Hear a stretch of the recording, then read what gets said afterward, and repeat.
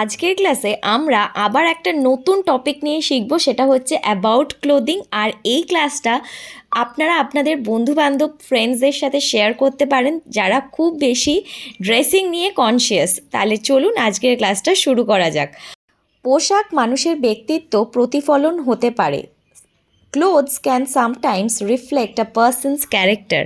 শীতে আমি সবসময় একটা গরম চাদর কাছে রাখি। During winter I always keep a warm shawl handy. আমি ব্যাগে সবসময় একটা স্কার্ফ রেখে দিই, কখন দরকার পড়ে বলা যায় না। I always keep a spare scarf in my bag. You never know when you might need it. আমি এমন পোশাক পরতে ভালোবাসি যা আমার ব্যক্তিত্বকে প্রকাশ করে। I love wearing clothes that speak to my personality. এই পোশাকটি ইস্ত্রি করার অনেক চেষ্টা করলাম, কিন্তু ভাঁজগুলো যাচ্ছে না। আই ট্রাইড আয়নিং this dress but the wrinkles just don't go away.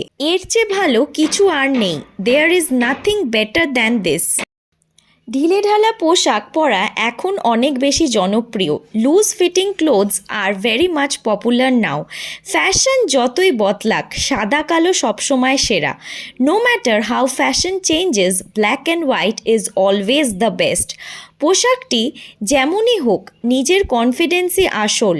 No matter the clothes you wear, your confidence is what truly matters. তাহলে আজকের ক্লাসটা এখানেই শেষ করলাম। দেখা হচ্ছে পরের ক্লাসে। ক্লাসটা ভালো লাগলে একটা লাইক করবেন।